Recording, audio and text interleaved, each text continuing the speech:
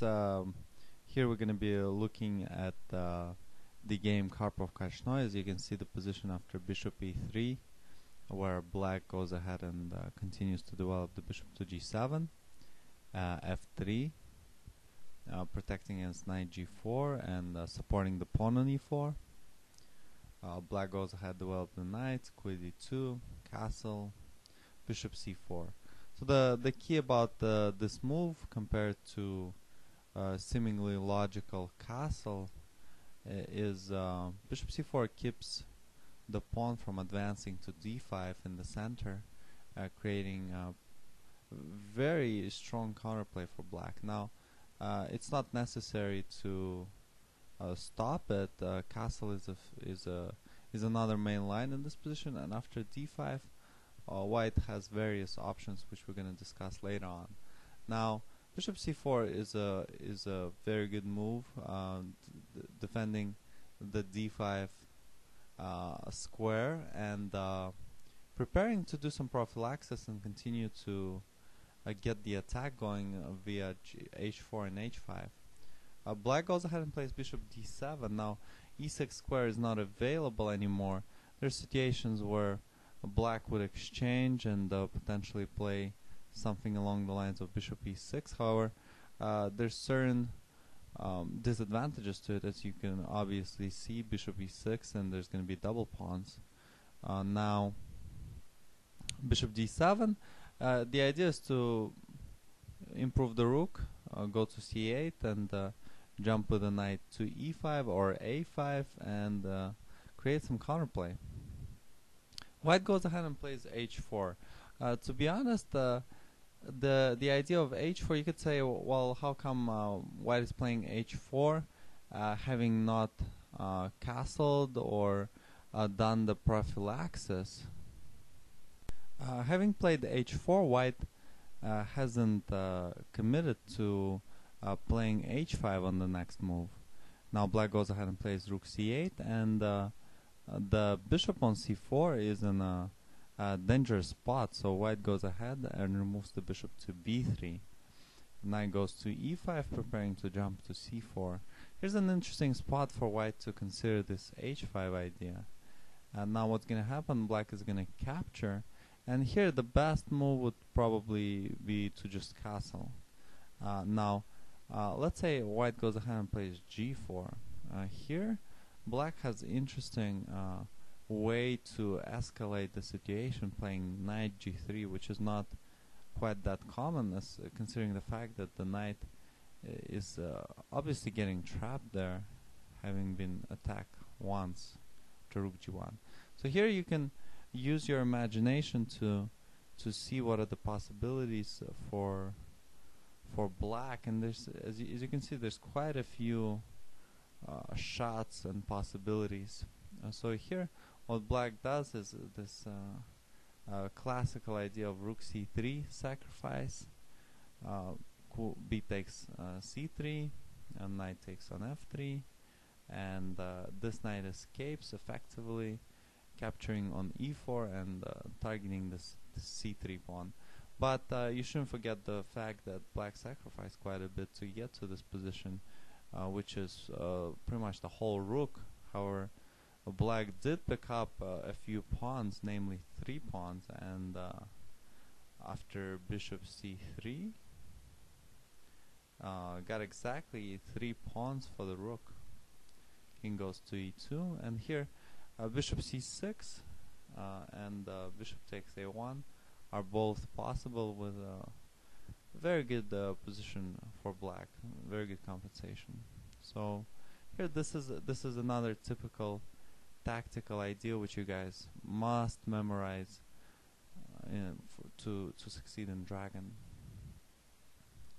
So here after 95, white goes for the logical castle, and black continues on with the idea to exchange the knight for one of the bishops. And why say one of the bishops? Well, white does have an option of playing queen e2, and you may find certain examples where giving up the black squared bishop rather than the white squared bishop is more advantageous for white, since that bishop on b3 is getting, it's just quite as dangerous as the bishop on e3, which wants to put positional pressure on the king side by exchanging the bishops, the black square bishops. Now bishop c4, rook c4, and white continues for h5. So here white did decide to give up this bishop for the knight and go ahead and create a massive attack on the king side right away. So let's see how far this attack gets. Knight takes on h5, white continues g4, knight f6. So here the logical continuation would be to play bishop h6. Now what is worth mentioning is, let's go back a couple moves before and consider this idea of bishop h6 right here without h5. So here there's a little problem with that, and you guys must know this idea for black, which gives a massive advantage right away. So bishop h6 is not a correct move in this position, and gives black a winning position after rook takes d4, queen takes d4, bishop takes h6. So the queen is in a bit of a overload situation where rook takes, queen takes, bishop h6, king moves. Now you could say, well, white is about to play h5, create some attack. Well, to be honest, this position is strategically lost for white because of the strength of the pieces, and also tactically, since let's just say queen a5, h5, black doesn't have to pay attention to this, just put the bishop on back to g7, pawn takes, and the king side is very well secured. There's pretty much nothing that could happen on the king side, and the black is going to be continuing rook c8 and targeting with b5, and this position is just not going to be pleasant. After bishop e6, b5, black is going to be putting tons and tons of pressure and probably going to be winning within the next 10-15 moves. So the best way to go about the attack for white is to go ahead and continue h5, knight takes on h5, g4, knight f6. It's kind of cool for white to win this time where the knight goes back and forth, and at the same time get rid of this pawn on h4, which is pretty much blocking white's advance. So works out really well for white. So we reached the situation, and it seems very logical that white should be continuing bishop h6. However, that would be a positional mistake in this situation, and that sounds kind of surprising, I'm sure. The problem with bishop h6 is that black is gonna go ahead and take, queen takes on h6. So now let's examine the possibilities that the white's got in this situation.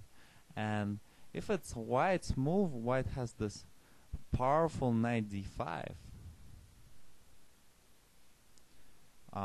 and not g5. So let's say, for example, let's play some sort of a neutral move a6. So here knight goes to d5 and attacks the knight on f6 and threatening to continue queen h7. So here this is not quite the end of the game, since this is the resource that is worth mentioning, rook e8.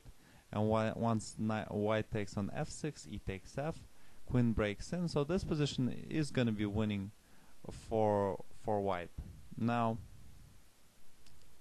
here g5 wouldn't work quite as well, since knight would go to h5 and block white's advance. Still, white has amazing chances after rook h5, g takes h, and rook h1, and this position is winning for white as well.